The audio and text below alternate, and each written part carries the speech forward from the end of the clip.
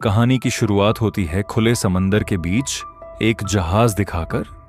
और इस जहाज में दो कम उम्र के लड़के होते हैं, जिनमें से एक का नाम आर्लिंग और दूसरे का नाम एवर है। और यह दोनों ही एक दूसरे के दोस्त होते हैं।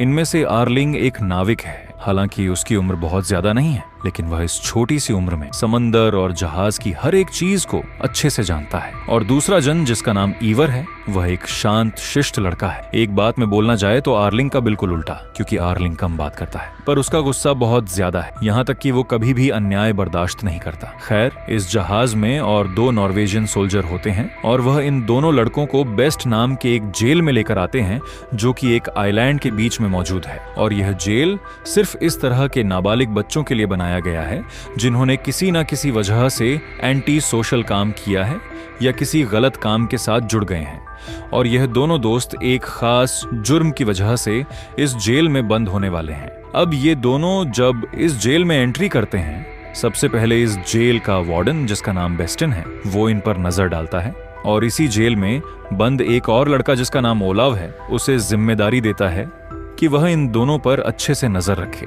असल में ओलाव इस जेल का सबसे पुराना मुजरिम है और वह यहाँ पिछले 6 साल से है, और 3 हफ्ते बाद ही वह इस जेल से छूटने वाला है। और इसी वजह से वार्डन उस पर बहुत ज्यादा भरोसा करता है। अब यह दोनों दोस्त पहले जेल के हाउस फादर, जिसका नाम ब्रोथेन है, उससे मिलते हैं। ब्रोथेन इनको यहाँ के रूल्स समझा देता है। वो उनको बोलता है कि यहाँ तुम लोग किसी भी तरह का खेल नहीं खेल सकते और कोई काम करते वक्त बहुत ज्यादा बात नहीं कर सकते।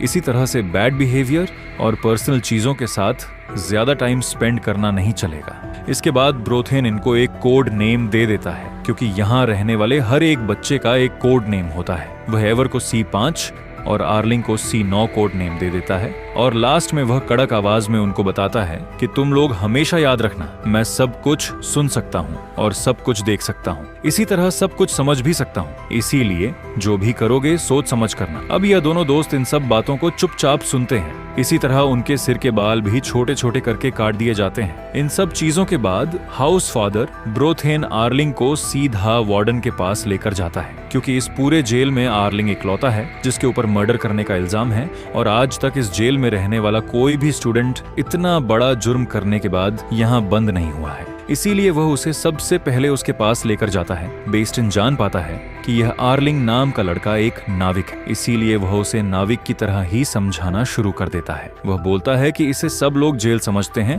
लेकिन यह जेल नहीं, क्योंकि यहाँ तुम्हें जेल की तरह बंद करके नहीं रखा जाएगा। इसी तरह वह बोलता है कि तुम क्योंकि एक नाविक हो, इसलिए तुम जरूर जानते हो कि एक जहाज चलाने के लिए कितने नियम, कानून और डिसिप्लिन की जरूरत होती है। और यह भी एक जहाज है जिस जहाज का कैप्टन मैं हूँ, और तुम सब इस जहाज में हो, इसलिए हमेशा नियम कानून मानकर चलना, वरना पास में ही समंदर है और वहां तुम डूब जाओगे। इसी तरह वह बताता है कि तुम्हारे C ग्रुप की जिम्मेदारी ओलाव नाम के एक लड़के को दी गई है, जिसका कोड नेम C1 है और वह तुम्हारा लीडर है। अब यह सब कुछ आर्लिंग चुपचाप सुनता रहता है और बात खत्म होने पर वह वहां से चला जाता है। अगले दिन सुबह यहाँ के गार्ड्स हर एक लड़के को एक लाइन में खड़ा करते हैं और उन सबको अलग अलग कामों में बांट देते हैं। जैसे कुछ लड़कों को मिट्टी साफ करने की जिम्मेदारी देते हैं और कुछ लड़कों को पत्थर हटाने की जिम्मेदारी देते हैं। और इनमें से C9 इकलौता होता है जिसे थोड़ा अलग टाइप का काम दिया जाता है, यानी आर्लिंग को। इसी तरह उसके साथ एक और लड़के को भेजा जाता है जिसका नाम ओलाव। असल में ब्रोथेन ने अच्छे से नोटिस किया है कि इस आर्लिंग नाम के लड़के का बिहेवियर बिल्कुल भी अच्छा नहीं है, इसीलिए उसने ऐसा अलग टाइप का काम उसे दिया है। अब यह काम शुरू होने पर हर कोई मन लगाकर काम करना शुरू कर देता है, लेकिन C9 यानी आर्लिंग इकलौता होता है जो काम करने के बजाय चुपचाप खड़ा रहता है और ओलाव को बताता है कि वह ज्यादा दिन यहाँ नहीं रहेगा, बहुत जल्द यहाँ से चला जाएगा। ओलाव नोटिस करता है कि उसकी इस बात में काफी घमंड है और एक तरह का ईगो है, इसलिए वह उसे समझाता है कि तुम यहाँ से तभी जा पाओगे जब यहाँ की कमेटी तुम्हें परमिशन देगी, और वह तुम्हें अभी नहीं दी जाएगी। और इसके अलावा अगर तुम गैर कानूनी तरीके से यहाँ से भागना चाहते हो तो उसके लिए तुम्हें इस लंबे समंदर को पार करना होगा, जो कि बिना बोट के लगभग नामुमकिन है, इसीलिए तुम यह सब सोचना भूल जाओ। दूसरी तरफ लड़के जब काम कर रहे होते हैं, उनमें से ईवर नाम का लड़का बहुत ज्यादा कमजोर होता है, इसलिए वह पत्थर उठाने में बहुत ज्यादा टाइम लगा देता है। तभी एक गार्ड उसके पास आता है और उसे बताता है कि वह उसके साथ एल्ड्री में चला जाए, क्योंकि वहां कपड़े तय करने के लिए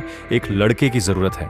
और ये काम तुम्हारे लिए एकदम परफेक्ट रहेगा। इधर आर्लिंग नोटिस करता है कि इस समंदर के पास एक छोटा सा कमरा है जिसके अंदर एक नाव है, लेकिन वह मजबूत जंजीरों से बंधी हुई है, इसीलिए वह उसे अच्छे से चेक करता है। लेकिन इसी बीच यह चीज यहाँ की एक महिला गार्ड जिसका नाम अष्टी है वह देख लेती है और तुरंत सबको बता देती है, जिसके चलते ब्रोथेन उसे कड़ी सजा देता है। और यह सजा बहुत दर्दनाक होती है क्योंकि ब्रोथेन उसके हाथ में एक मजबूत डंडे से अपनी मर्जी के मुताबिक पीटना